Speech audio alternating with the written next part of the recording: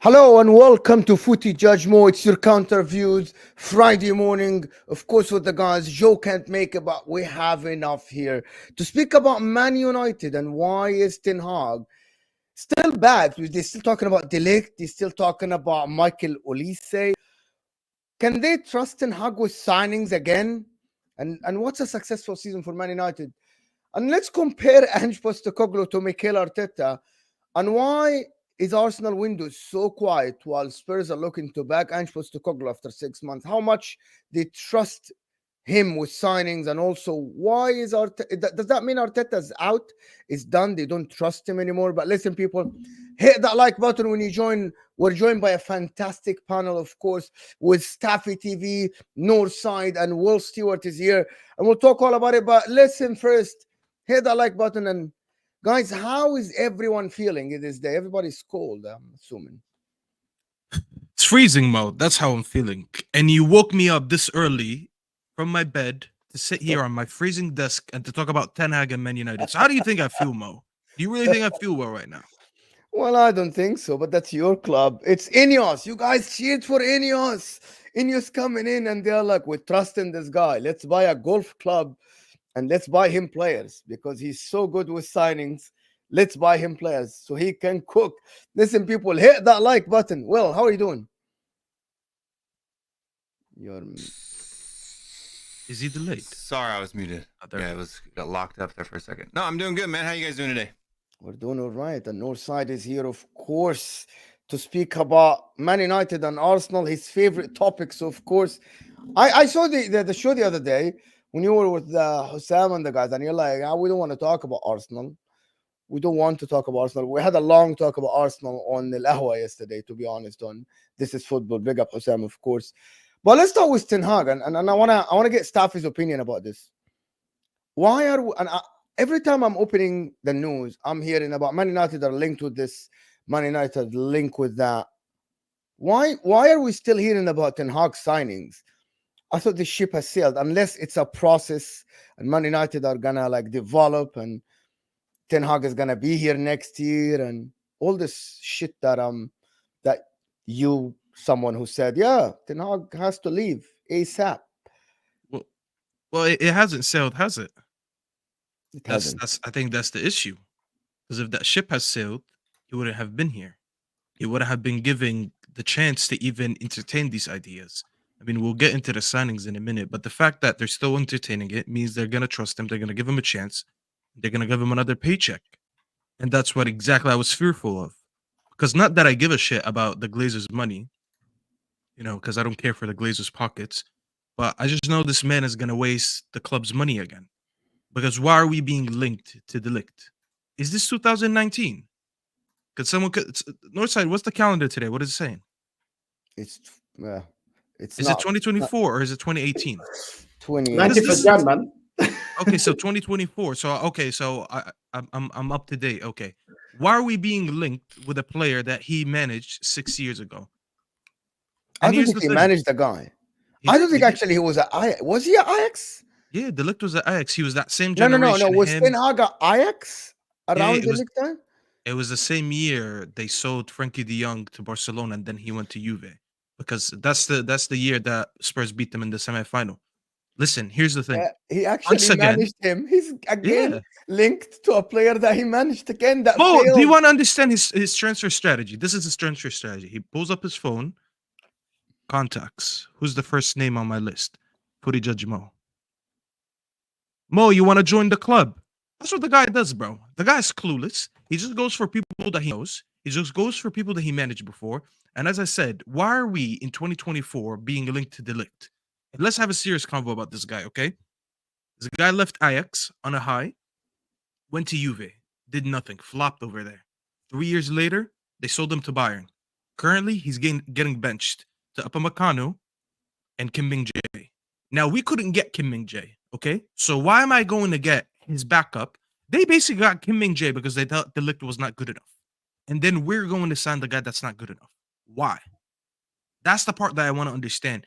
And here's why when I said, listen, guys, he needs to go, this, and that, people are like, no, Safi, like, you got to give him a chance on the Ineos. You got to give them a chance to make a decision. It's a clean slate, this and that. No, it's not. No, it's not, because he's going to continue to do the same shit that he was doing already. The only difference is now is because since he doesn't have full say, they're going to be able to tell him, no, this is bullshit. They'll be like, nope, that's not a good signing. Hold that. We're not signing him for you. But why are we wasting our time and our money? Well, not money yet, but if we do, why are we doing that for him? What has he done? And I'm gonna counter you, Mo. Excuse the pun here, since this is counter views, but I'm gonna counter you here, or anyone else on the panel could speak. What has he done to earn added time under Ineos? Why has he earned another January? Why has he earned another paycheck to go and sign players that he wants? Has he warranted himself this privilege? I don't think he has. I don't think that. Like, to be honest, looking at this season, I don't think he has. Like, in my opinion, Erik Ten Hag last year, he had a good summer, and people said, yeah, it's not as bad, it's not that bad and stuff like that. But during this season, I think you regressed massively, so you shouldn't be back. And let me show you something. Okay, and we'll come to Arsenal. Let me show you guys something. Look at this on the screen. I know it's too small. Man United are 10 points behind their same behind last season. If we count the same exact last season, they had 42 points, and this season they had 40, and they had this season you have 32 points. Of course, Arteta is the biggest loser in the league. We can see that with Eddie Howe, but it's the same. I think you regressed massively. I don't think you should trust him if he can't improve the current squad. Yes, you have injuries, but you have enough players at least to play some good football. And that's what we're talking about. Why are you trusting another signing? If you get him De for 30, 40 million and it doesn't work, you wasted another signing. Like you wasted Anthony, like you wasted this and that. And in my opinion, I think you give him 3-4 games. This is my opinion about Ten Hag. If you lose these 3-4 games, I think you sack him. And then you get an interim. And that interim might get a spark out of these players. And now you do the overhaul in the summer. But that's the whole issue then, Mo, isn't it? So that's, I actually, in the beginning, I didn't trust this Ineos, Sir Jim Ratcliffe, 25%, all this bullshit that happened. The Qatar is now coming out and saying, listen, we got scammed. We actually bid what they wanted. They didn't want to sell to us. So apparently the Glazers didn't want to leave the club, and they preferred Sir Jim Ratcliffe to bid with 25%. Right? Because yesterday the Qataris, I'm not sure if you read the news, I know that we actually bid the right money. They just didn't want to sell to us. We provided everything. But the day before they said they didn't. So one came out of it's not them. I know. Who reported the first day? Yesterday was Mike Keegan, and the first day was Ben Jacobs. So you pick and choose who do you want to believe. I don't believe the Qataris who won the money or wanted the club will bid less than what the Glazers wanted, to be honest. I just don't believe it. I just don't. But that's what I'm saying. It's a lot of speculation, and as much as I would like to believe that the Glazers are lying, I don't have evidence. So that's why I'm kind of sitting on the fence with this one. And I'm not a person that sits on the fence. I like to wait for a little bit more evidence before I make up my mind, because I think everyone at the end of the day ends up lying to protect their names, But this is just the whole thing about United. This is why I'm saying this club is just like all rotten. All the news that come in, like the fact that this club has been sold 25%. And we're still sitting here and talking about, oh, well, their bid wasn't serious. This is why they went for Sir Jim. Sir Jim wanted the club more, this and that. Bro, who's doing the real PR? Who's the PR puppet? Who's just saying it for the sake of saying it? Are Qatar just saying it to save face? Or the Glazers right for saying that? Because why would they lie about these official numbers? Because I spoke with Griggs about that, and they were like, they wanted to be here. But that's the thing. I spoke to Griggs about. I was like, "What do you think?" Because I rarely just get there and I get split up on opinions. And he was like, "They can't officially lie on these on the paper. They can. If someone makes an official bid, blah blah blah. Someone is lying. Someone is lying, right? One of them is lying. Exactly. One of them is lying. It's either Man United officials are lying. But anyway, moving on from this, Will, what do you think about this Ten Hag thing and all this talk, and he's getting back and the Olise and all the stuff? Like, do you believe he's warranted another window to rectify what happened? Is he warranted it? I don't know if you could necessarily say he's warranted it. It looks like they're going to give it to him. Do you think you believe he deserves it? I think you could give him another one, but I mean, now if I was a Man United fan, I wouldn't be happy about it. So why do you think they should give him another one, another window? What do you mean? Why do I think they should? Because he hasn't been there 2 full years yet. You could say, hey, let him get him to the end of the season. But if the position, the table, the results, if it was my club, I'd have him sacked. But I can see why Ratcliff is not doing that, right? I thought things were supposed to change when he came in. But obviously they haven't, so they're giving him the shot. So if you're a Manchester United fan, you either protest or you deal with it. No, hold on. Well, you are saying that you think he hasn't stayed 2 years, and you see why Sir Jim Ratcliffe or Man United are should give him another window. So, but you say if it was for you, but you just said if it was for you, you want him. So I see the logic as to why they're doing it, right? Yeah. But I wouldn't want that if it was me. Does that make sense? No, he's explaining it for them, but he's not saying that's what I would do. So why do you think they are giving him another window? Because he's only been there for a year and a half. So what do you think? What do you think they see that they are like, yeah, this guy? Because you're asking me two different questions. What I think they should do and why I think they're doing what they're doing are two different questions. All right. Right. If you're asking me what I would do, I would sack the manager and bring someone else in, right? Because I don't think that it's necessarily working. Because I don't think that they have cohesion. I don't think they're a team. I think that everything in Manchester United, from the director of football down to the kit man, are a little bit toxic right now, and they need to have a change. That's my opinion on what they should do. Now, if you're asking me why I think that they're leaving him in place, is because he's only been there for a year and a half. They think that if they give him a little bit of time, maybe he can turn this around. Do you think they have any right? Like, do you think they have any evidence on North side? Do you think there's any evidence this guy can turn it around? Evidence. Yeah, of course, I believe that. I said progression last season, but he regressed so much this season that I don't think a big club should not be where Man United are now in terms of points and after progression. I do the same for every manager for my club. Regression means sacking. Regression, not for 1 or 2 games. Man United have been shit all season. I think sorry, Steph, I think you're muted. I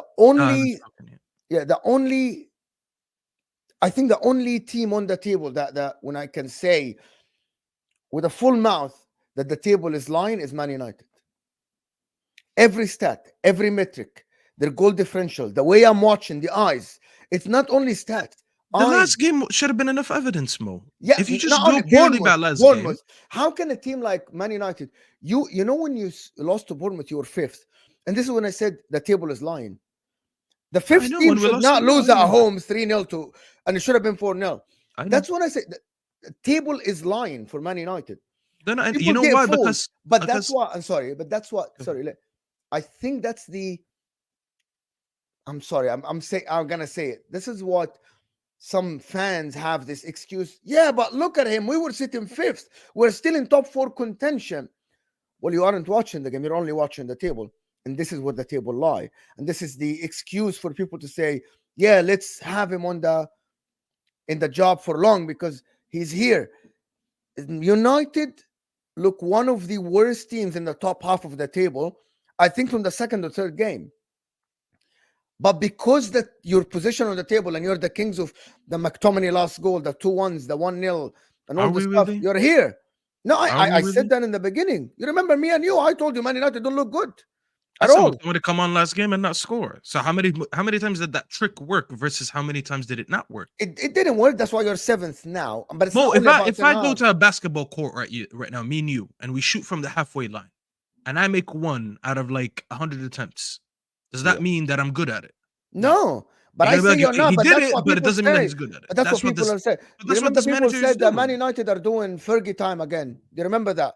Okay, McTominay has 6 goals. Okay, 4 of them were in 2 games because he had 2 against Chelsea. He had 2 against Brentford, and I don't remember where the other 2 went.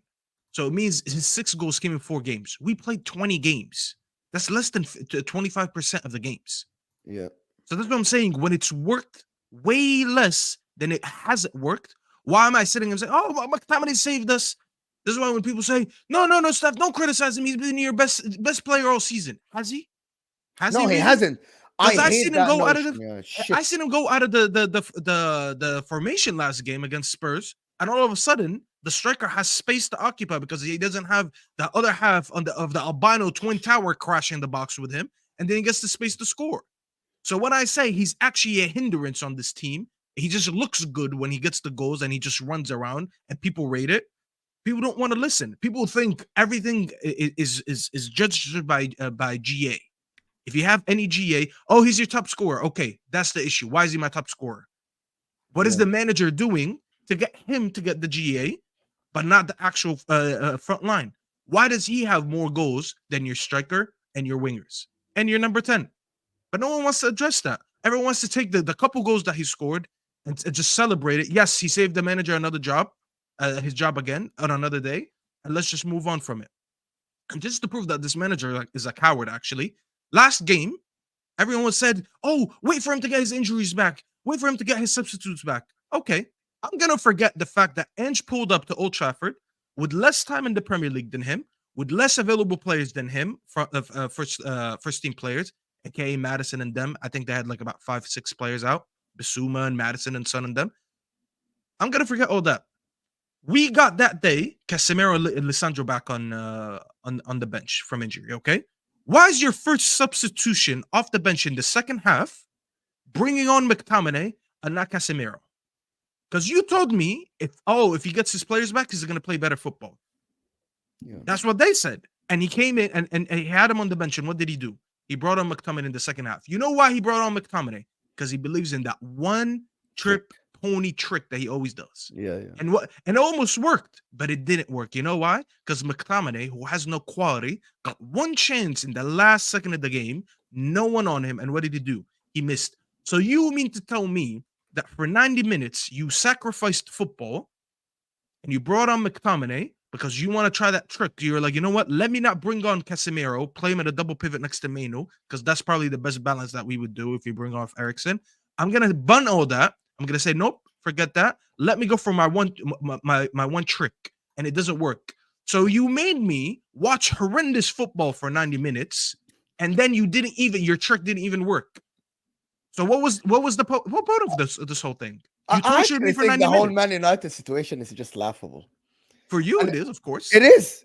To be honest with you, looking from Everyone here outside should of be this laughing. manager, how is he managing games? Like when he took Kobe Maino and put McTominay to play as a pivot, I'm like, you have no idea how to coach football, bro. You're watching different sport. This is hockey, bro. This is completely different Bro, he sport. put on Aaron Wan-Bissaka as a left back. The first I've seen Aaron Wan-Bissaka in this club for about 4 or 5 years. Never played I left back have once. never seen him in left back once because he's not good with the ball. The last thing you want to do for someone who's not Just good on put the ball right-footed, that goes is with to the ball put with him his right on his foot. weak foot. Exactly. So we put him on his weak foot. Yeah. And I what get did what he you're do? saying. Someone He- isn't good with right foot So already. why Like would you he's put him on right-footed. Exactly. I'm struggling already, so you make it harder for me. And here's the thing. That's what I'm saying. He put him on the left to nullify Brennan Johnson. No disrespect. I don't even think Will Stewart rates him that high, and he's a Spurs fan. Okay? So for you to nullify a player, another trick that he likes to do, you sacrifice build-up from the back. When you told me about 3-4 weeks ago, oh, that's the philosophy, and we're trying to get to that. We're trying to be a team that builds from the back. Why are you saying one thing but doing the other? And when he comes out and says that, people are like, see, we told you, I believe in my manager. Really? Did you watch the same game that I watched? Because I watched him put a fullback in left position when he can't build up the play. So for 90 minutes, we had zero build up from the left back position. You know why? Because he put a right back in there.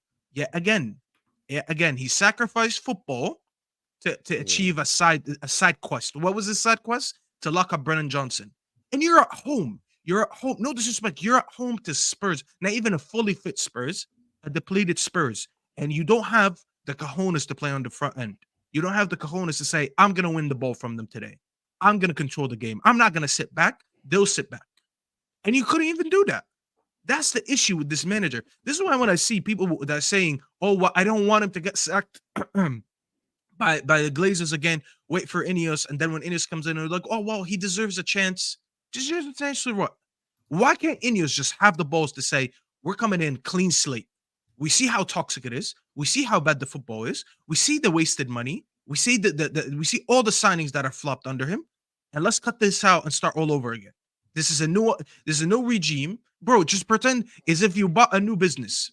You're just hiring your people, aren't you? That's what businessmen do. They come in and they're like, you know what? Let me change the whole thing. I think he's gonna give him a chance. I actually But think that's the problem. I That's what I'm actually think. saying. They shouldn't. And Because now but to I be already honest don't with back you, him. they don't want to pay him off.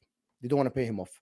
North side, before I come to you, Regista Kevin, thank you so much for the super chat. He's saying also worth noting that in the same day, which is yesterday, news that the Glazers are using United money to pay the lawyers, those news came out. Could be coincidence or smelly. I said, when I read the articles yesterday, they're completely different from the United side than the Qatari side. And what tells me someone is lying massively. But thank you, Regista Kevin. It is smelly. North side, Man United, and this Ten Hag guy. Do you think they should get an interim manager? Do you think an interim manager will do better than Ten Hag, or should give him the season at least? If they aren't gonna hire, but okay, so hold on. If they aren't gonna hire a top manager, should they get an interim manager like a Michael Carrick or someone like that? Michael Carrick isn't leaving Middlesbrough mid-season, but do you think an interim manager would be better for Man United? Yeah, because you just said now they don't want to pay off Ten Hag. Yeah, they don't. But they don't want to pay off Ten Hag, but that would be cheaper than going and getting him De Ligt. So it makes no sense. I don't understand it, bro. Like, so they would rather keep this manager in a job, let him recruit more players that are not good enough, and then put them in a position of Chelsea. Nah, just sack him now. It's cheaper than buying De Ligt. De Ligt don't look like he's going to be all that. When you look at the team that De Ligt played for at Ajax, De Ligt hasn't looked impressive enough. Yeah. Who else? Van der Beek. We already know what Van der Beek did. Van der Beek is one of the worst signings I've seen this. Hakim Ziyech. So it's like, it doesn't even make any sense. Why are you going to give him another Ajax player when this manager, Ten Hag, has come out and said he doesn't want to play Ajax-style football in the first place? So what's going on? That brother's confused, Wallah. Wallah, he's you don't want to play Ajax. They're all confused. Yeah, I think they're confused. And then you want to get Ajax ex-players to not play Ajax football, then you want to overpay for certain players like Anthony, that his value was more 20 to 30 mil, but you want to overpay. Then he comes on, he can't do the job that you've assigned him to. Then there's certain players that are never held accountable, like Bruno, like Rashford. Then you go and buy a striker. You clearly don't see the profile of striker. You give him nothing. He's literally running on fumes. Nobody's giving him enough service. I don't think he's good enough, but the player also isn't given enough opportunities in the game to score. He scored against Spurs, and after that, it didn't look like he was in the game anymore. And why is that? Because there is no service. It makes completely no sense, bro. You're making players like McTominay and players like that captain when you've got Casemiro on your team, you've got Amrabat in your team, you've got Varane in your team.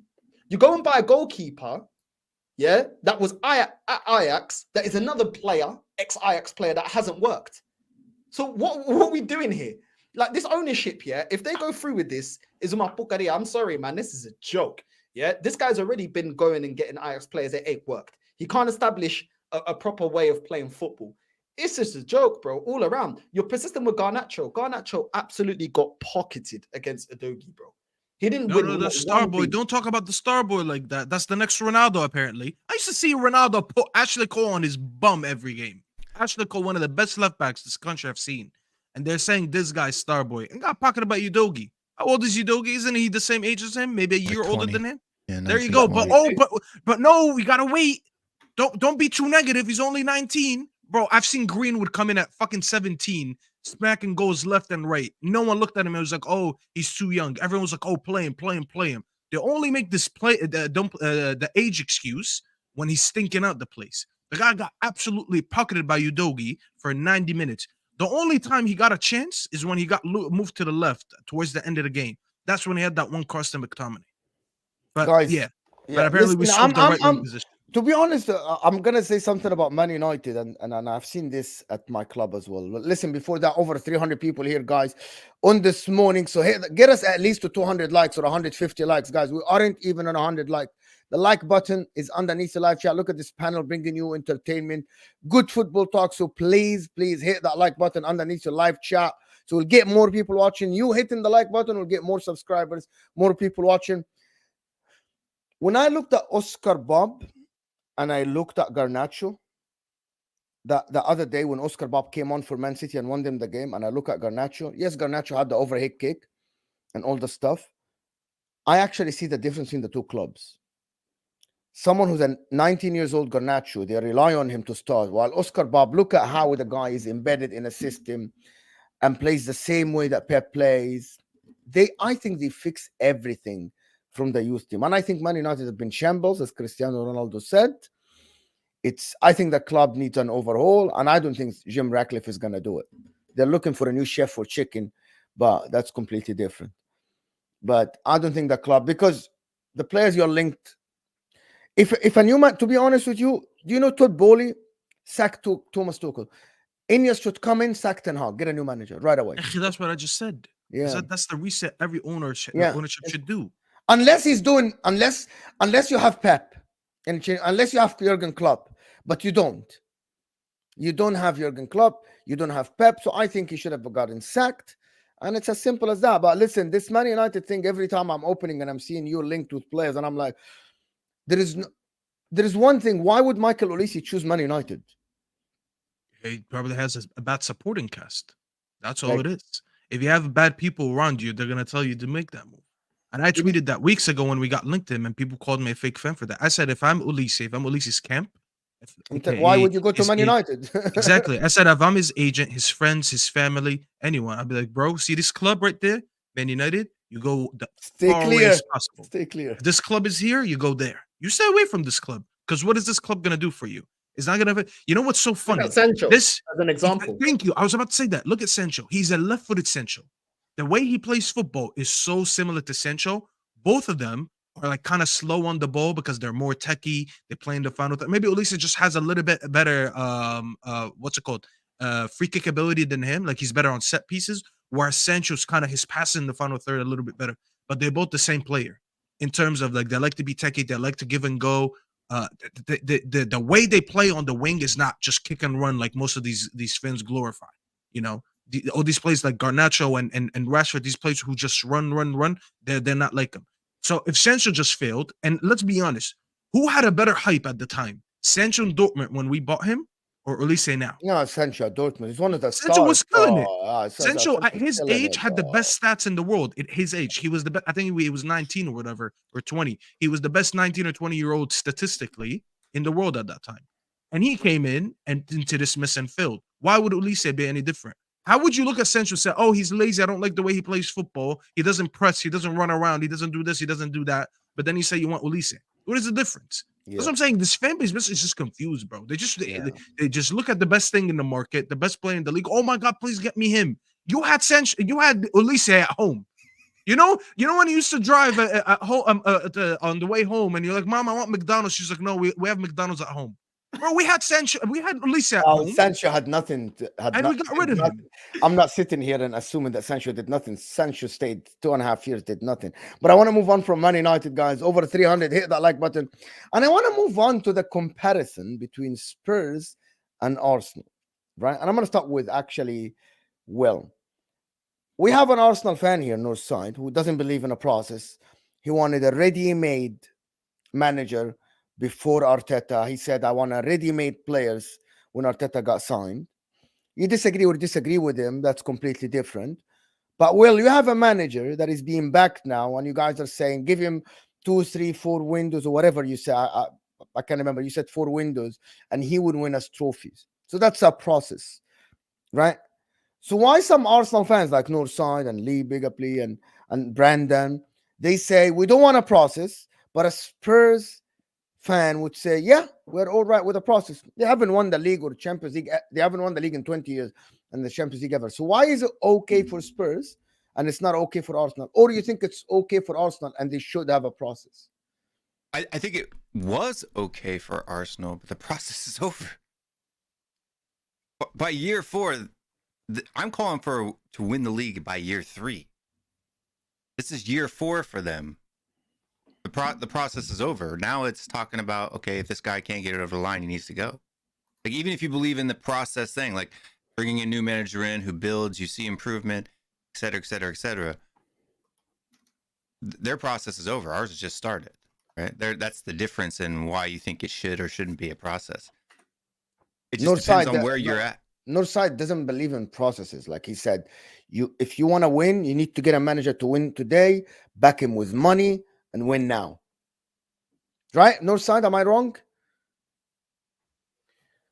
The way I look at it is you go and get a proven manager. And I didn't say he has to win in year 1, but by year 2, I'm expecting you to win, especially if you're spending the type of money that Arsenal have spent, which in the last 10 years is only £150 million less than Real Madrid. And when you compare squads and you compare accolades, it ain't good enough. So if you're spending big money like that, which Arsenal do, I cannot say that Tottenham do, then I am expecting that. If you pay the money, I want the quality. And the quality for me is the trophies. And I think we apply that to every aspect of life, whether you go to the shops to buy any electrical purchase or clothes or whatever. When you pay big money, you expect results. And we haven't seen the results. And my club has had multiple processes and projects where we're giving, we kept Wenger for 8 years too long. Do you know what I'm saying? Going again with this manager, going to get youth, going to buy players that we can build. And it's never worked in 20 years.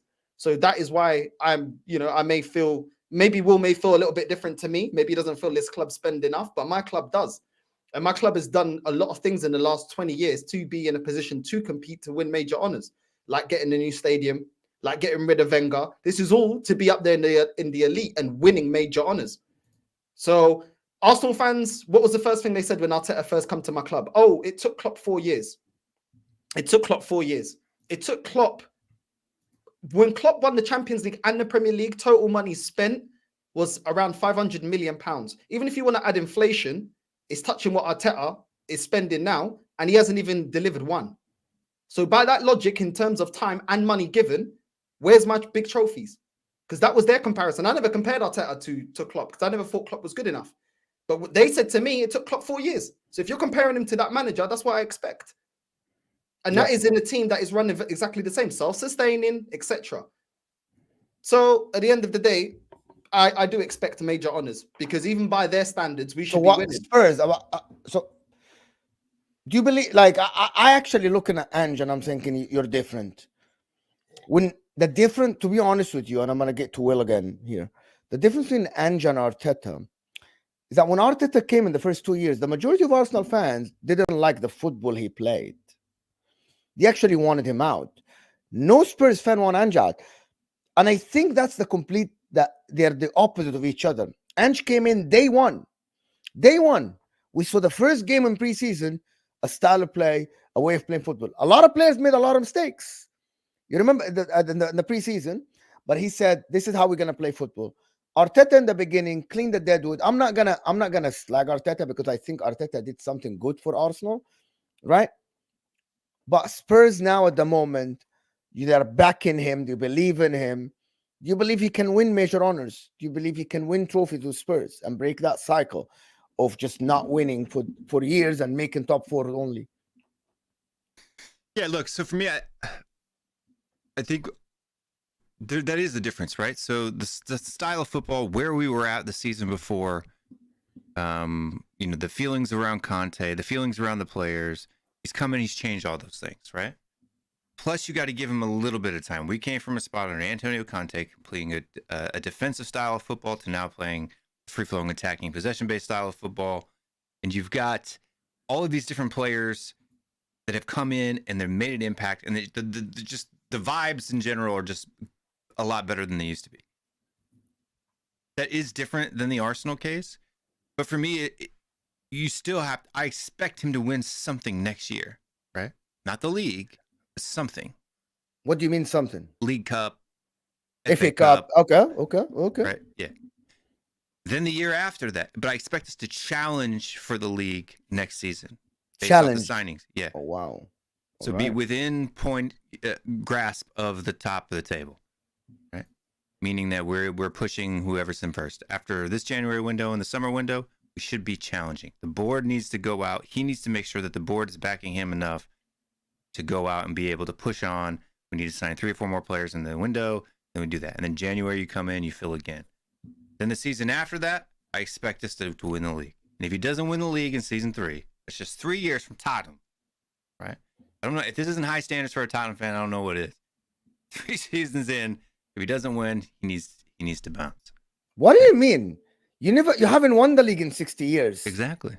So every man, okay, so your manager is getting backed. What if Pep is still here and he's backed? What if Klopp is still here and he's back? There's only one winner for the league. I don't get this. Winning or not win, it's not black and white. It shouldn't be black and white. A new manager, like if Ange Postecoglou is doing well and he's progressing your club and your team, and you are actually challenging for titles, right? But you're winning the cup. You're going forward now in the Champions League. Now you're putting yourself in a place when the quarterfinal, semi-final. I think that's progression for Spurs. But for you to tell me that yes, I want to win it, and if he doesn't win it, he's out. I don't think. I mean, how long do you give him? I'm sorry. Let me ask you something. Should West Ham say the same? Yeah. Yeah. Why should West Ham fans have to sit there with the same manager for 5-6 years with no chance of winning anything? Why should their fans accept see that? the difference? I didn't say no chance, but I said it's not black and white. It's not about no chance, right? It's about challenging and being there and making top four might not be enough. So you push on the next year, you progress until you regress with a manager, until the trajectory goes down. But come on. I said in the same time, you win. You go win a cup. You go win a Carabao Cup. You go win an FA Cup. You go far in the league. I'm not saying that.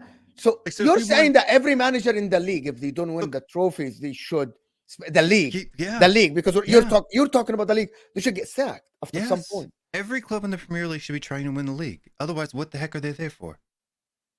For Participation FC. Hold on. What are we talking about here? Are we serious? Mo, how long do you give? You guys think that Brighton, okay, I'm not going to say Brighton. You guys think that Wolves should aim to win the Premier League within like the next 5 years? And if every year. Hold on, you two are telling me that you're telling me, you're sitting there, you always talk about context. You always talk about context, you please. Just ask Spurs fan, most of the time, football fans get onto Tottenham. Oh, you guys have got no mentality. He's come on and he says he wants to win. So you bash Tottenham fans when they don't want to win anything. Then when they do want to win something, you bash them. Last time I checked, the Premier League is a competition. You enter competitions to win. Whether you're going to win it or not, of course, things can happen. There's things, but how long do you drag this? Oh, context. Oh, yeah, but it's very hard. Oh, but context. Oh, but it's not easy. Yeah, but you're not the team you were. Oh, but your standards is too big for your club. At what point does that become enough? Because this is a competition. I can answer you then once you asking the question, so I can answer. All right, so we're here to discuss. Okay, here's the deal. I say it's not black and white. I never said that you shouldn't. Spurs should aim to win the league. Arsenal should aim to win the league. Man United should aim to win the league. That doesn't go for Wolves and stuff because there are levels. Unless Wolves buy the best players, get the best managers. Now we can talk about, yes, now you aim. Your expectation should match what you buy, what you get. Yes, Spurs is a big team. They should aim to win the league. My challenge to Will was the black and white thing. Wasn't to aim to win. I actually think Spurs, with the stadium they have, with the finances they have, with the caliber of players they buy, if you have Harry Kane, if you have Son, and if you're going to buy top players, you should aim to win. I never argued that. I'd be stupid to sit here and say that Arsenal should not aim to win or Spurs. I am saying about the black and white, well. Right, but what I'm saying this is my challenge, the black and white. If it's either he wins or he gets sacked. Well, I don't think it works this way in football. Okay, so right now, but it does. That's why managers get sacked. Right now, I disagree. But I am speaking in a idealistic general way at the moment, right? Because 3 years from now, I don't know what's going to happen. Say next year we win a League Cup, and that's all we win. But we challenge for the league, right? We're getting close. We're within thereabouts, right? Say we lose to whoever wins, City for example, by 5 points next season. Okay, we got a cup and we challenged. And the next season we go on and we win both domestics. But we fall short from the title by 1 point. I'm not going to be, hey, he's got to go. Right? But there has to be an improvement on a League Cup. Right? There has to be a closer point, the gap, shrinkage between the title winner. Right? That could be a scenario where in year 3, I don't just say, okay, he didn't win the league, he's got to go. But yeah, we won 2 domestic cups and we lost on the final day by a point. And you went to right? a semi-final of the Champions League, went Yeah, out yeah. in penalties, or Well, you the know what? Like semifinals, you're nothing. progressing, right? You're progressing Final as a club. Champions League, You not are getting big. semifinal. You're getting better players. You're being more attractive as a club. Yeah, that's called progression. Yeah, Now, there's win or nuance that not, could because apply. win or not win at the end is win or not win depends on many things. Context, right? It's all about progression or regression, right? And at the end, you aim to win, of course, 100%. I can't sit here and say that a club with the Spurs financials or Arsenal financials or Arsenal stature should not win trophies. The reason why for now I'm saying, for example, Arteta should go is that because of, is as simple as this. It's because of this. You cannot be going from challenging for the title last year to be 10 points behind where you were last year when you should have progressed this year. But look at Spurs. I know where you are now on this table. Tottenham, 4 points ahead, better brand of football with a lot of injuries. Look at Liverpool. Look at West Ham. Yeah, that's what you aspire to do. That's my point. It's not black and white, right? Like I am now, I say, and don't defend Arteta. Like when people tell me Arteta should get sacked now, I say you're 5 points behind. If you lose to Fulham or drop to Crystal Palace or drop points, you should get sacked, because that means the trajectory is you're going down. Have the same energy for Man United, same energy for everybody, especially for someone that has been here for 4 years, right? But to have it black and white, win or not, if Arsenal recover and go towards the end of the season and they lose it by 1 point or 2 points, and they go to a quarterfinal in the Champions League, go out to Real Madrid in a very respectful manner, that means this manager developed. I'm not saying this is going to happen. I'm saying if. That's not true. That's not true. You don't believe that? No, that's not true. All right. Challenge me on it then. I'll tell you why. I will. Yes. Don't worry. Because there's people like you and a lot of others that said that this team is good enough to win the league. By that standard, he has failed. Okay? If my expectations for my manager in the beginning of the season is to win us the league, because I think we came very close last year, and we didn't win the league because we got an injury for Saliba, and didn't we have a backup? Then we went in the summer, and everyone told me, we fixed the bench, and now we can go on win the league. And you do the same thing again, which is falling short. I don't care if it's by 1 point. I don't care if it's by 10 points. If you finish second, third place, didn't win the league, then by that definition, you have failed. Because what is the excuse for Liverpool to be improved by 16 points this season, but then Arsenal have regressed by 10 points? No, there's no excuse. No excuse. That's what I'm saying. That's not my point. But but I get you. So far, he has regressed. Now, if he goes on to make a miraculous comeback in the second half of the season and still loses, by definition, because of what we said in the summer, he has still failed. So why again would they go into year 6 with him? What has he done different? Oh, he got a quarterfinal of the Champions League. I thought they told me they're the third favorite. I could swear someone said by the bookies. Are you taking Arsenal's the bookies, fans' opinion? The bookies said they're but third favorite. They're liars. They're wrong. Okay, so they're liars. I said they're 8th and 9th, bro. So the bookies said that, and Arsenal fans guessed it. You had people like Igao sitting here saying we have 7 or 8 players that get in a combined 11 with Real Madrid. Okay, so you're saying you're right behind City and you're right behind Real Madrid. No, bro, I'm not. Listen, here's the thing, bro. People get mad when I say this. I just use the stuff. If Northside said something to me, I'm gonna go back, circle back, and revisit it. I'll be like, Northside, I'm a man of honor. I'm a man who holds everyone accountable to what they said. If Northside said something to me, I'm gonna be like, you know what? I'm not gonna speculate. I'm just gonna take his word. If we meet or fail that target, I'm gonna blame him or I'm gonna praise him. If a guy comes and tells me we're third favorite, we have 7, 8 players that get in a combined 11. The bookies have officially said we are the third favorite after Madrid. I think is it City and Bayern or City and Madrid, something like that. And then you tell me, oh, but we reached the quarterfinal. Bro, that's what you used to do under Wenger. Wenger used to get you to the quarterfinal, and you guys used to rage. I've seen you guys outside the stadium wanting his head on a stick because he was getting you into top 4. He was always failing to win the league, and he was getting you to the quarterfinal. I feel like some Arsenal fans are too young to remember some of that stuff. You guys used to go to the quarterfinals all the time. You used to go on trips to Europe all the time. You used to go to Milan. You used to go to Bayern. You used to go to all these places. This is not something new to you. This is just something new compared to the last 7 years. So you are just going back to where you were. So if you want to just go back to where you were and say, well, this is progress. Yes, it's progress based on just the Arteta tenure only. When you compare what happened in the Arteta time, yes, this is improvement because he went from 8s to this. But it's not like you weren't there before. Go back and watch the videos. Go back. Do you know Everything was when on is the YouTube. last time they were in the quarterfinal? I think 2012. 2010. No, wait, I'm lying. Not 2012. 2010. Last time. That's when they 14 lost years the Bayern. ago. 14 And he's years not even ago. got us back to where we was on the last 4 No, years. he of- hasn't. It can be. It He can be. hasn't. Mo. He It hasn't. can be. They The lost last- the. the What last was 4 the year years they of lost No, the I'm Bayern? looking at it. The last I'm 4 years looking of at it Wenger, in we the got UEFA 38 website stuff. They lost the Bayern after that. They lost the Bayern the It was 10-2 round of aggregate. 16. Round of 16. But wait, I'm what was looking at it. I'm looking What did at you it. say? No. What did you say? 9-10. 9-10 is the last time they went to a quarterfinal of the Champions League. After Oh, this, okay. I'm thinking you're talking about knockouts in general. My apologies. no. Round quarterfinal. Because they used to rave about we always make the second round. But anyway, Bro, no at the end of- side. bro, this guy is Can you guys like ask me a question so I can answer? Because I look like here Arteta simp. Like I looked at the guy at the end, like I'm You an look Arteta simp. young, bro. Because Like you guys, like people in the chat always say Mo's Arteta sim. I am not actually. I actually like, and when I speak, I've spoken to Northside and Lee lately. I understood what they want, but I don't think they are realistic and they are not following the club. They disagree with the club did. I'm not defending what Arteta did, and I don't know if he's gonna win you a title or not. Last year it looked like he will. This year it doesn't look like it, and I changed my opinion about him.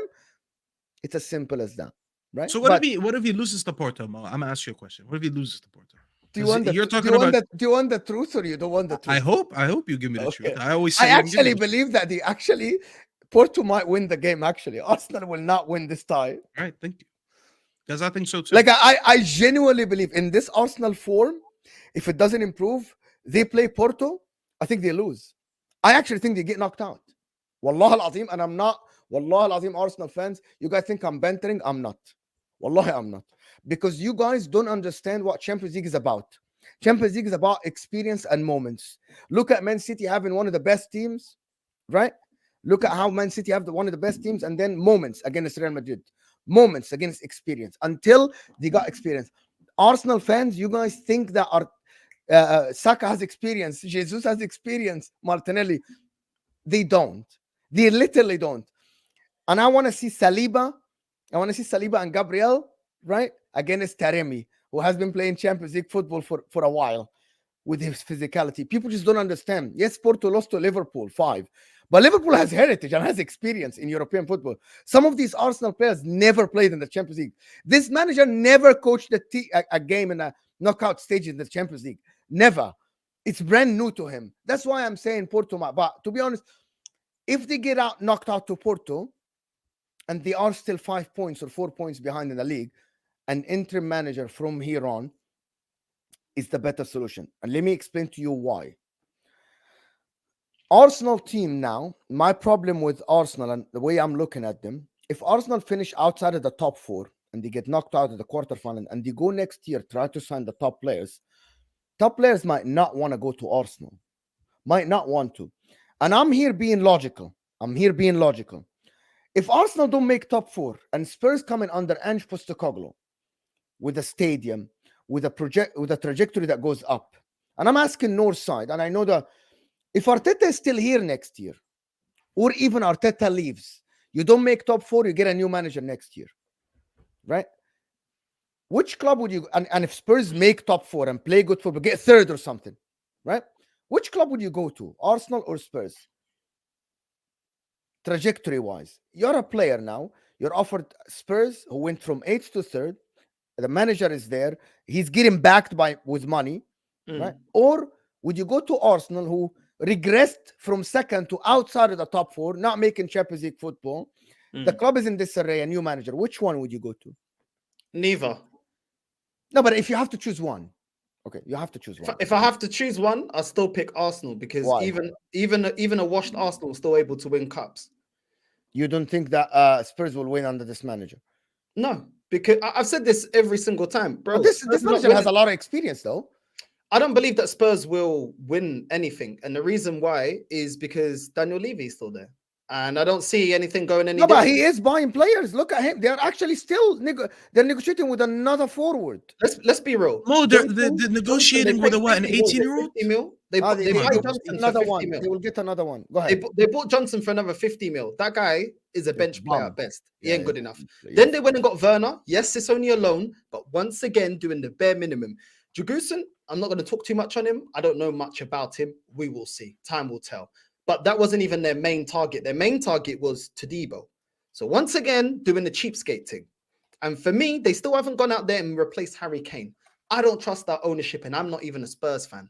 For me, the ownership is what sets the standard throughout a football club. And while that ownership is still in place, they are not doing anything. I've seen Tottenham have good performing teams, exciting teams, good football. This has all happened in the past. And that ownership showed their hand when Poch got them to a Champions League final. If there was ever a time to really go all out for a manager, that was the time, bro. From where he got that team to, and they didn't.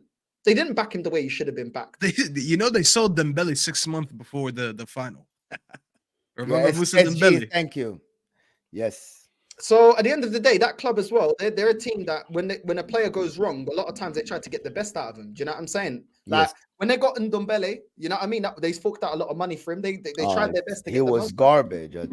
Look at where he is now. He's not even getting the starting lineup in England. This is what I'm saying, Mo. Like they got He looks like a Richarlison. rugby player. Like, they Did you got- see that picture on Twitter? He looks like a rugby player now. No, but, who cares? Like, to be honest, in Dombele, oh my god, it's just kind of strange. Mm. But go ahead, Someone Northside. just said, "What Northside? If you don't trust the owners, then why you trust them to get Zidane?" First of all, I didn't say that I trust them, and second of all, Arsenal do actually spend money. That's the big difference. money They as spend well. A lot of money, even with an ownership I don't like, they spend money, bro. Which is why I do put the blame of Arteta being appointed on the ownership, but everything else is on Arteta because you're given the time and the support financially to succeed. And like I said, Klopp with less money got a Champions League and a Premier League. So if he can do that with a self-sustaining model, why can't Arteta? And the reason why is because Arteta's not good enough. So go get a manager that is good enough to work with those restraints. I'm going to ask you the same question I asked Lee. Manager. I'm going to ask you a question that I asked Lee. Do you believe a manager comes in, wins with this squad? Yes.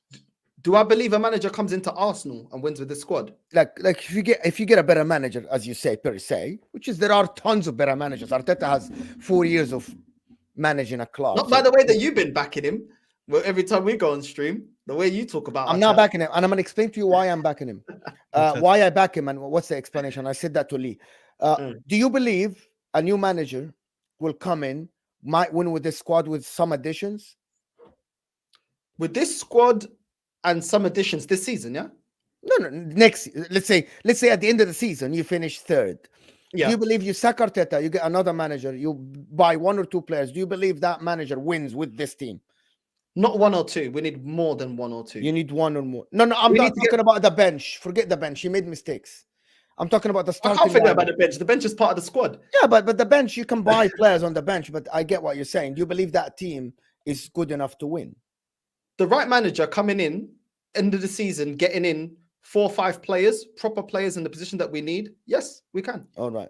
That's exactly why I back Arteta. Hear my argument here. And you disagree with it from the beginning, which is what Lee told me. But guys, before I do that, about almost 500 people here. We need the likes to go up a little bit. Guys, we're only on 160 likes and we have 475 people here. So hit that like button, people. Come on, people. Wallah, this is embarrassing. Listen, pure entertainment. Listen, Northside. Arteta built this team. He made mistakes, massive mistakes in the Fabio Vieiras and all this stuff and Lokongas and everything. But he's the one who built this team. He built this team to a new manager to come in and win. Is he the guy to win? I don't know now. I thought he is last season based on the football he played for more than half the season. This season, I think, no, right?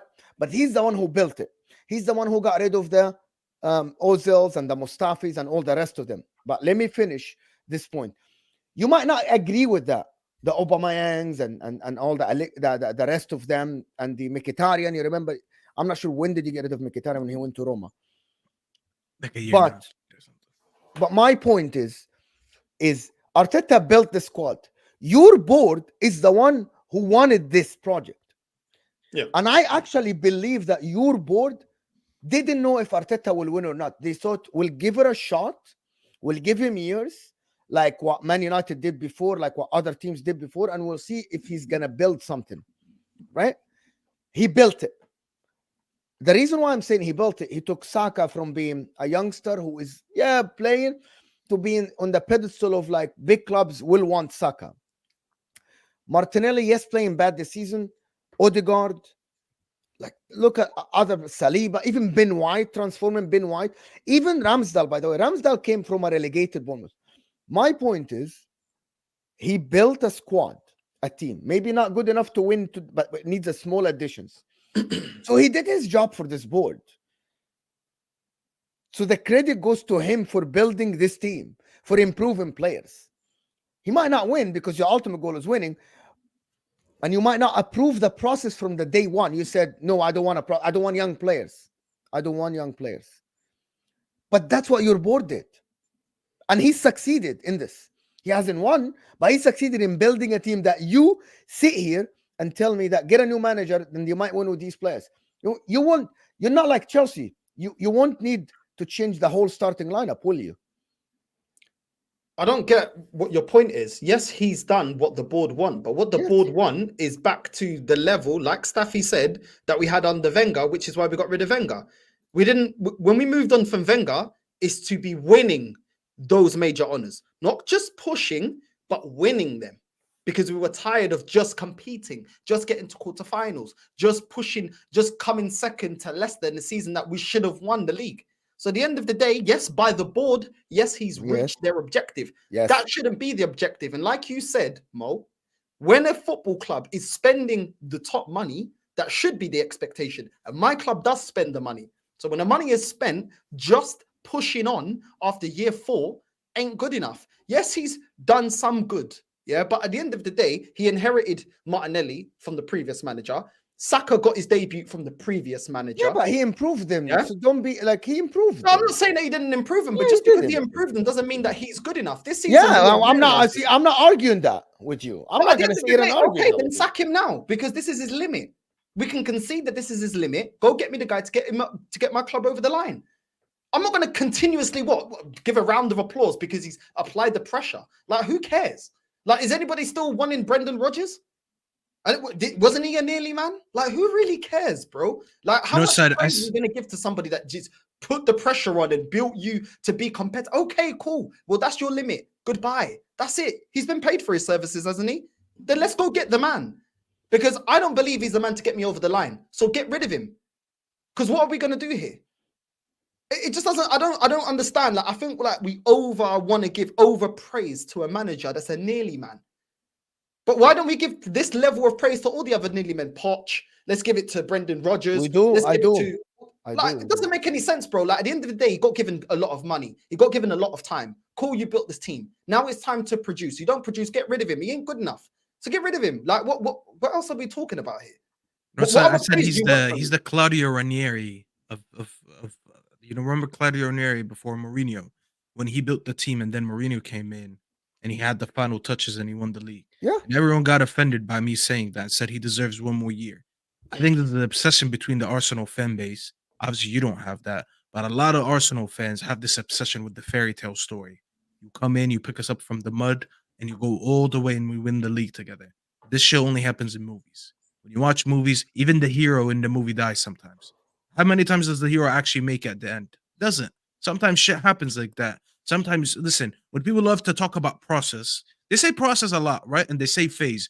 Why can some people accept that maybe Arteta was just a part of the initial phase, but he's not going to be here for the fairy tale ending? That's the thing that I think I have with Arsenal fans. And maybe you should start talking to them like that. You should start using Arteta as a phase as well. Because they like to say phase 1, 2, 3, 4, 5, 6, 7. I don't know what phase you're at. It seems like a Netflix documentary at this point. I mean, season 7, keeping up with the Emirates. That's what it feels like right now. He could be a manager who's very good at developing players, very good tactically, but he gets you to a point where he just lays the foundation. He makes you just about good enough, and then someone comes in and he puts the finishing touches. And that's what I think a lot of fans don't want to accept. when Lee was sitting here year after year, he's been saying that for about 3 years now, Yeah, saying but that Lee he from wants to day get. one said the guy is not like Okay, Lee from day one I said know what you mean. fuck the process. You He know what I wanted mean? him And out. Lee said like I want a ready manager now. I want a ready-made players That now. was I want to before win the rebuild. tomorrow. Though. He's That was like I don't before want the. rebuild. I don't. I'm not. He wanted Chelsea. You know what I mean? He wanted, but he didn't want. He And I wanted like understand why. But give he's me not like proven us wrong though, Mo. And Coming he into was. this season, has he improved us tactically? No. Has he no. improved? Has he improved the bench? No. Has certain players improved on their weaknesses? No. Our front three are very predictable. He hasn't worked on them. Some of our midfielders Yeah. are So this very season proves predictable. that he isn't the guy to win. This season is. But this is what I'm saying. So continuing this manager, I don't see what No, anybody. no. I don't like. I I'm said not saying only you. I'm just continue with saying this for manager. the people that do like this manager, there's no angle that they can tell me that this manager's has improved from last season. They used last No, season. he as the hasn't. reference From point. last season is done. Last season is the reference point of to where he got to. Yes. But improving on last season, there is nothing that has translated this season that has been better. Same The as Ten money that Hag. he Same spent as Ten extra has Hag. been Yes. poor. He spent 200 million pounds on the midfield, and our midfield looks worse. We don't have another striking option that is actually a goal scorer and a focal point. Yes. We don't have any wingers that offer anything different. They're very Martinelli likes to run into space. Saka loves to play 1-2s off of Odegaard. Very predictable. We've got no number 10 that can play through the press. He only starts to control the midfield when teams sit back and they're not that physical. And we saw that against West Ham and against Newcastle. We don't have another left back option for Zinchenko because he shouldn't have even been a left back because he was a cause to a lot of goals last season and this season. You've gone and got another goalkeeper that's roughly the same level. You got centre back options that were poor last season, and this season we're even lighter. The right back position, you're banking on Tomiyasu to be the backup to Ben White when Tomiyasu has a history of getting injured or underperforming. Where is the improvement? And then the football looks worse. Where is the improvement? No improvement. I said this year, no improvement. No. I am not. That's why I'm saying. I never sat and said Arsenal improved from last year. I said you regressed, but I was waiting to see if he can fix it, but he didn't.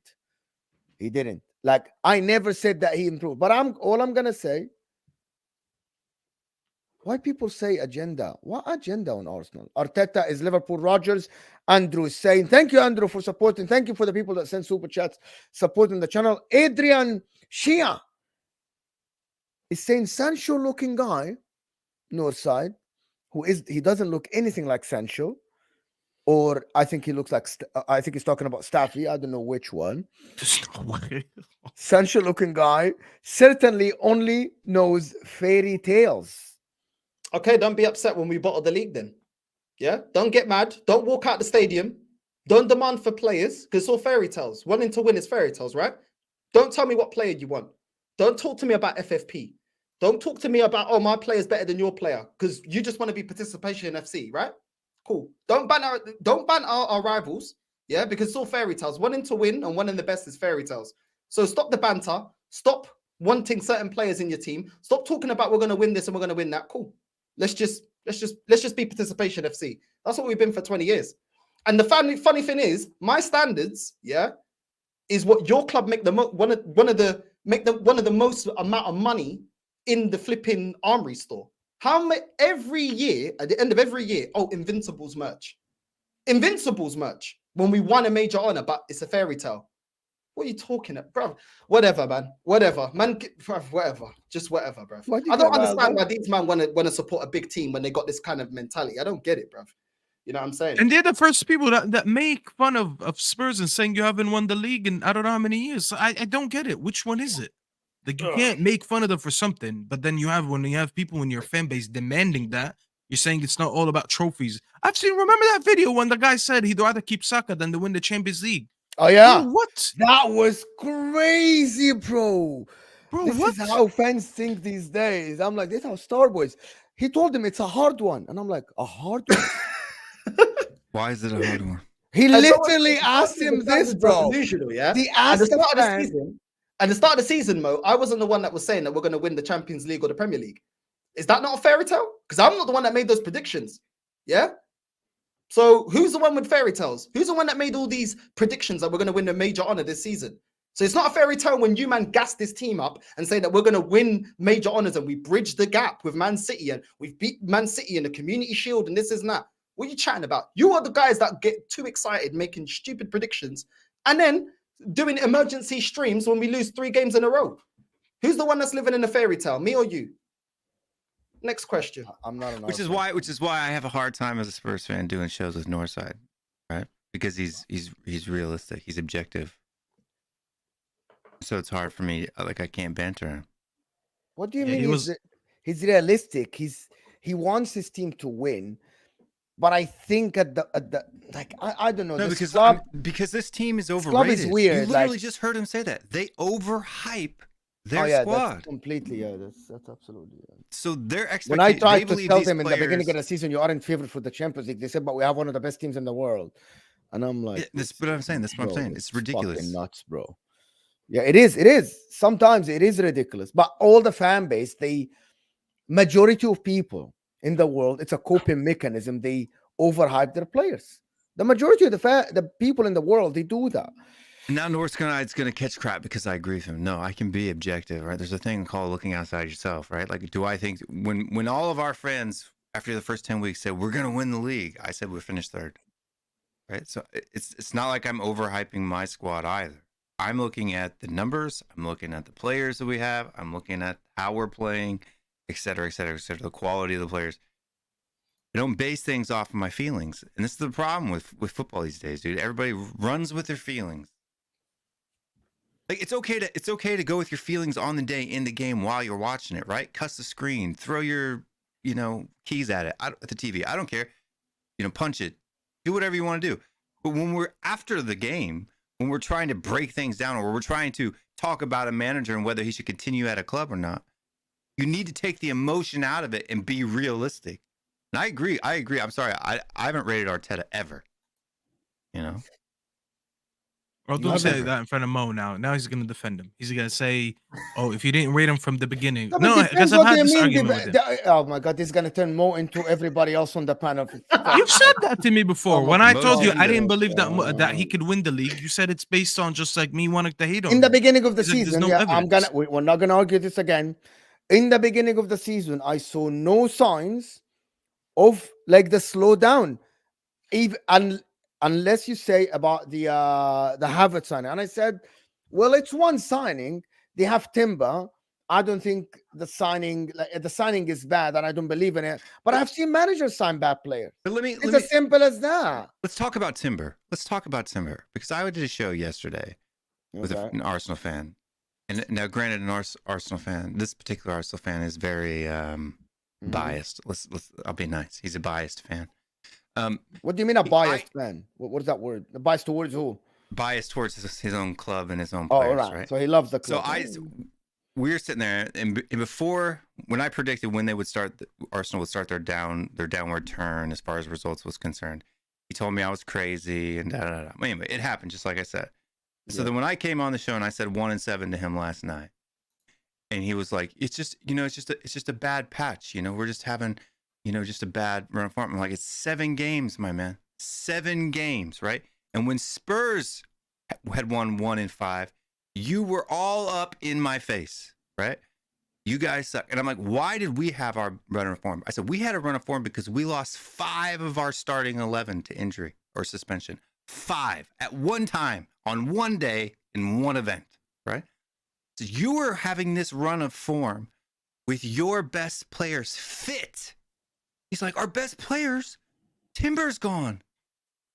How does a guy who played a couple preseason games for you in 20 minutes in the Premier League, one of your best players, when the kid's like, 21, 22 years old, coming from Ajax and all this stuff? It's like, because he's played in the Champions League, Will. I'm like, for Ajax. Right? Steven Bergwijn, is he a top player because he's played more minutes in the Champions League than Timber? Like, you guys don't even know if Timber's going to be a quality player or not yet. You don't know. He's never played a full 90 minutes in the Champions League or in the Premier League ever. Sure, could he be better? Yes. Did he look promising in preseason? Sure. Lots of players look promising in preseason and turn out to be absolute garbage. Exactly. No, but Timber is a good player, but I don't like this. Like, I don't like. I'm sorry. The aren't. Anthony at Ajax was They a great aren't player. signing. They Look what aren't. he did. That's what I don't like sometimes about football fans in general. They look at That's a one very good player. point. They like one player, right? And they sign one player who is not like. I'm sorry. You're not signing Kylian Mbappe, and he got injured, and you're waiting for Kylian Mbappe to come back. You didn't sign Vinny Jr. Exactly. Julian Timber is a good player, right? Based on what we saw. But did he play in a top club before? No, he didn't. So to put all your hopes on someone like that, I think it's kind of like a little bit. Look at the strange. comments. They're already insulted.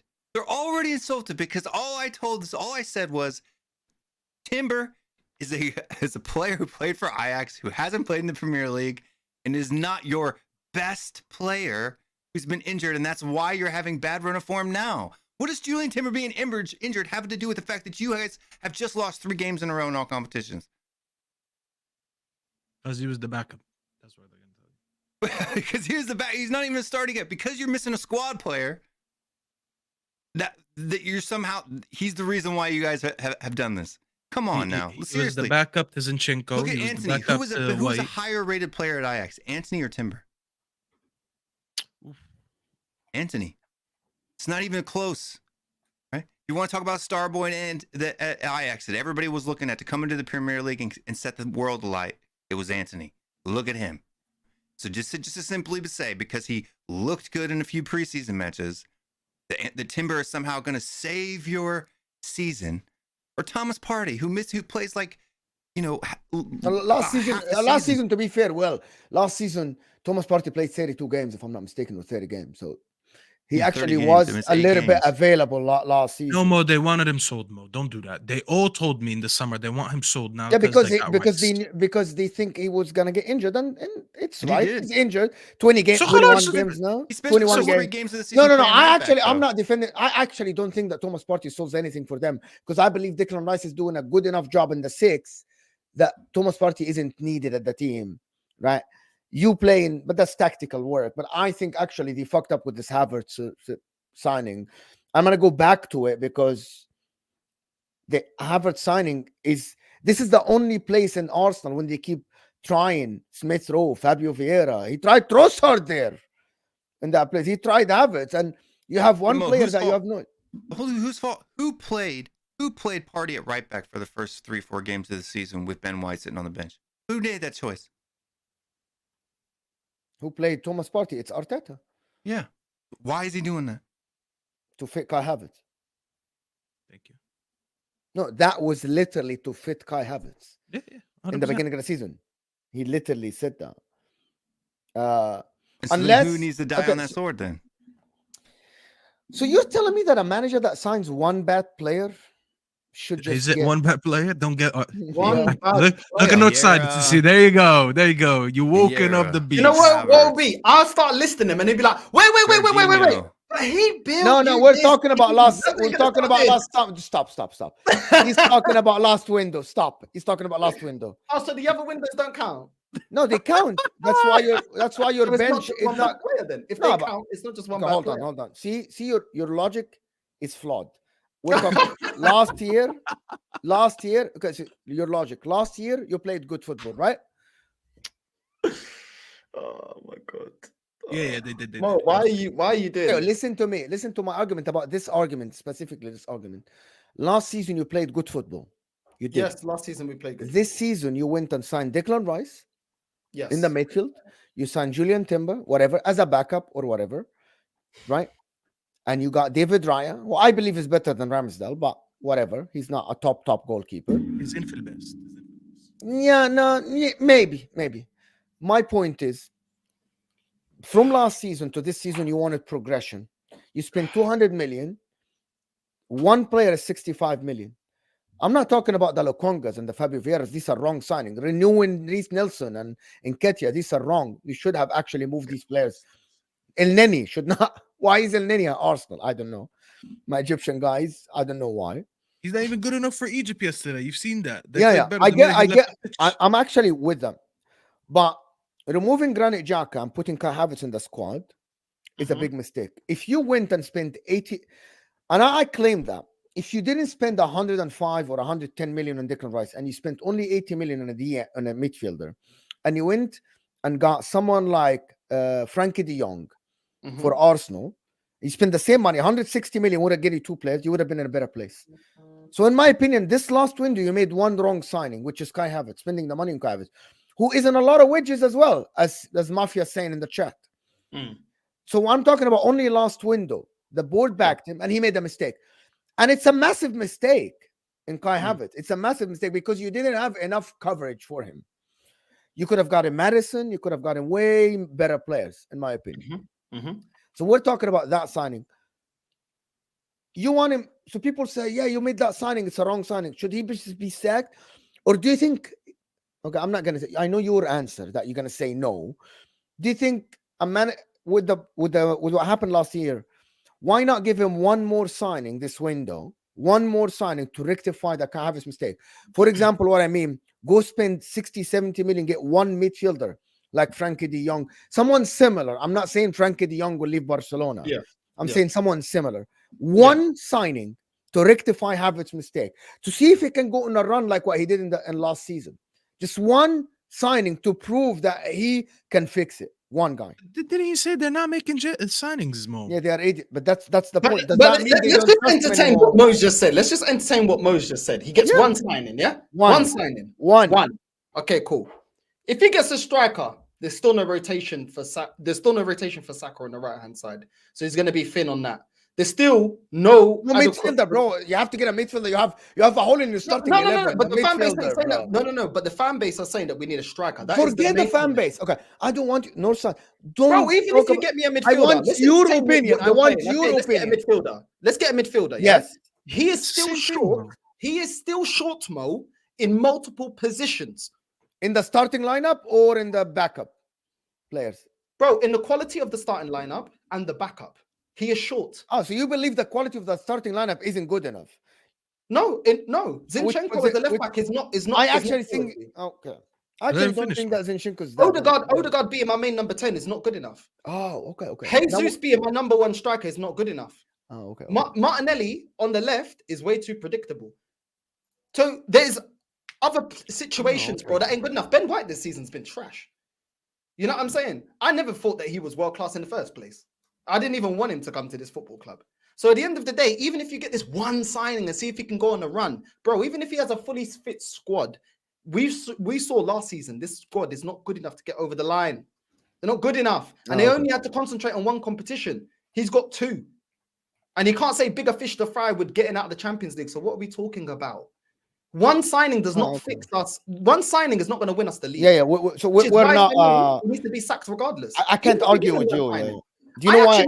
I actually want him to get a striker because I believe even if you give him all the players that he needs, this guy will still bottle it. Because even with all the players, that he would want this window, his man management's poor. You've seen his poor man management of ESR, poor man management of Trossard, poor man management of other players all around the team, that he only throws on certain players in the 80th minute, that he doesn't trust, that he doesn't give it minutes, throws them on in the 80th minute to win a game. How's that good man management? When certain players are on form, they get benched over favoritism, over because you prefer Martinelli. Martinelli can drop stinkers. He will still play ahead of Trossard. Trossard, Reece Nelson in that Liverpool game. Remember, he was the best attacker you had in that game. He took him off and brought on Martinelli. And didn't take off Saka. Saka was stinking the whole game. But exactly how many games was Raya dropping stinkers as well? But he had to be the main guy. Bro, this ain't a sign of a good manager, bro. Because man management is part of it. Game management is part of it. And he doesn't have that. And as a manager, it's pivotal. Look at Ten Hag. Look how many plays he's fallen. And even tactically, forget the tactics. You need players on side. This guy is not getting players on side at the moment, even away from the tactics. You know what I mean? So at the end of the day, bro, you can give him what he wants. The quality of the manager is not there. That's bro, it. look at all the players that are left. I can't argue with him side for one reason. Once you come to me and saying I don't like the quality of my starting lineup, there's no argument here. Like I can't actually. There's no argument back. I'm not going to argue because you said Ben White is not good enough. Martinelli is not good enough. You said Odegaard is not good enough. So that means this team isn't good enough. That means this guy failed miserably in even building a good team. So and that's what the last comment doesn't understand. Man I never knew that you. By the way, I never knew that you think like this. I never It's not- knew that you think like this about the starting lineup. Well, No, subscribe to his a channel lot of then. them are way too hyped. No, no, bro. no, no, no, no, no, no. North side Subscribe to his channel, always. you'd find no, out. no. I talk with the guy. See, don't do that. The guy always says the bench is not good enough. The squad. I never knew that he doesn't even rate the starting 11. That Not he none thinks of they them. need A lot better. of them are Not good. all A of them, lot but a lot of them. That's a completely different story, by the way. You not rating your starting 11. That means this whole project is failing. It's not only failing by winning, failed because you'll need a new starting lineup. If you're telling me your star Odegaard isn't good enough, you're telling me Ben White, when he was one of the best right backs in the league last year, isn't good enough to start for Arsenal Football Club. We're talking about a whole different level of changing this team completely. But that's why he's saying, at least if he has proper backups on the bench to fill in certain games, when Saka's having a stinker, he can rely on another right winger. When Odegaard is not showing up in a big game, ghosting again, he can rely on another number 10 or another midfielder. But then instead of having another midfielder, he can rely on. He looks to the other side and he sees Havertz, who he already doesn't rate. These are the things that add up. You can get away. Listen, a team is not perfect. You don't really see a team that has a perfect 11. Yes. Really, when you look at the best teams in the world, they always had a deficiency somewhere. But that deficiency wasn't big enough for them not to win something. Now, when Northside sits here and he talks about the deficiencies in the starting 11, and he also says, well, also the issue is there's no proper backups on the bench, then that just makes it worse. Because you can't rely on like, okay, bad forms, let's rotate. Bad games, okay, let's change mid-game. It's a mix of both. And he's right on that. Maybe I have a different opinion than him to how he rates certain players. There's a few players that I rate differently than him, but the overall picture is still correct. He still can't look at an 11 and at a bench and say this team is good enough. We only need one signing, because that was the initial question. Remember when you asked him if he makes one signing to rectify it? Northside doesn't believe one signing will rectify it, because he could sit here and name at least 5 signings that they would need for him to entertain this combo. And just to end it, yeah, very, very quickly. Yes. You've seen when we reverted to a worse system, there's nobody that grabs the game by the scruff of the neck and creates anything. The majority of these players look good within a good, fluid system. But when you look at them individually and you need them to perform individually, as individuals, most of them fall short. Saka, you could say, he's still putting up numbers. He's the one that even though the only one. He's the only one, bro. Who? He's the only one. Him is the only one. And that shows you the quality of those players as individuals. That when you take away a fluid system from them, or a system that gets the most, as individuals, they can be replaceable. Because as individuals, they don't offer you anything different. And then the bench is even worse. Because even if you got them in a fluid system, they're rubbish. You know what I'm saying? So I'm not going to overhype this team. They're not that great. You nullify the way we play. Who's going to save us? Who's going to get us out of jail? I think, I don't know. Listen, the last part is that I think you're going to win against Crystal Palace, and people are going to say, hop back on board. Will, anything to say? Yeah, no, look, I think Arsenal's a good team, right? Like, even as a Spurs fan, I think they're a good team. Do I think that they're a title-winning team right now? I don't. I think they're a ways off of it. I think right now is about the level at which you see them, 4th, 5th, 3rd on the season. Right. Last year was an anomaly. I've been saying that for a long time.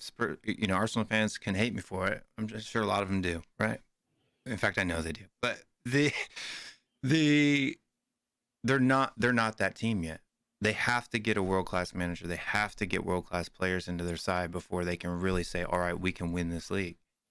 And they don't have that yet. They got some players that may get there someday, but we're talking 2 or 3 years off of that right now. Like, could Saka be that at 25, 26? Possibly. Right? But we don't know that. 20. If they want to win now. Oh, my God. Yeah. If they want to win right now, they need to get in some high-quality players. Trust the process, Mo. Trust the process. Just get behind. You know what I mean? Context. Go, continue, Will. Continue, Will. Continue. I'm sorry. Yeah, I mean, look, do they even have a player like Heung-min Son? Like, a lot of people say Heung-min Son's not even world-class. Do they even have a player close to his quality in their front line? They don't. I said they don't have X factors. This season, I can see it now. I can see the lack of experience. I can see that I see the no Salah, the no Kevin De Bruyne. Exactly. I see it now. I see the no X factor. I see the no Harry Kane. With all due respect to Harry Kane, with all due respect to the people that say Harry Kane, but Harry Kane is an X factor. Absolutely, he's an X factor. Like he's Son, an X factor. 2 shots, Like 2 goals, right? like these players are those are X different factors. levels. Yes, X factors. Someone like a Vinny, like a Benzema, someone like when everybody's not performing, boom, they win you the game. They don't have that because it's a young squad. But anyway, listen, I think this is the miserable Arsenal Football Club for the last 20 years. Wait, can I ask Will something? You still think you're going to finish ahead of Arsenal this season? Absolutely. And I think he has every right. I'm sorry. I think he has every right. I'm not laughing at him, by the way. I just wanted to. I love his answer. It was so And confident. everybody that says otherwise is just delusional. Bro, he's Spurs- looking more right by the day, by the way. Yeah. Because he said this when there were. How many points were you behind him when you said that, Will? It was 6 points back. Okay, Can you I, was a chunk of points behind him. Go oh my ahead. God. Someone in the chat is asking how many years did Salah, KDB, Kane to be X factors? Listen, I normally I'm going to answer you in simple. KDB was an X factor in Wolfsburg before he even joined City for Wolfsburg. They won trophy. Salah was an X factor in Fiorentina. Salah with Roma was different. Day one comes to Liverpool. He isn't even in the starting lineup. And he breaks still the scored 3 record. goals. No. And he breaks the record. So don't tell me that people aren't X factor. Salah was X factor for Liverpool. But anyway, this has been an absolutely phenomenal show, guys. We have 500 people here, so hit that like. At least get us to 300 likes before you go. Get us to 300 likes. I want to thank everybody that joined us. Northside, thank you so much for being here. Appreciate you always. Good luck tomorrow with Crystal Palace. Staffy TV, guys. Go subscribe to Staffy TV. It's in the description as much as Northside is in the description. Staffy TV in the description as well. Go subscribe. Thank you, Staffy, for being here. Appreciate you, buddy, on this Friday morning, taking out some of your time. Northside as well. And Will Stewart, Tottenham away. And Will Stewart 365. Every channel is in the description. I appreciate everybody that watched us. Stay on the stream. It will take you to Just Joe Football Show. Just tell him Mo Raid. Just in the chat. I want everyone here to tell Joe Mo Raid. So let him know that we're going to watch his show. Leeds, maybe they get in the Premier League next season. But we're out of here, people. Thank you so much. Tonight might be a calling show. Keep an eye on the channel, the notification bell on, and we're out of here, people. Thank you so much.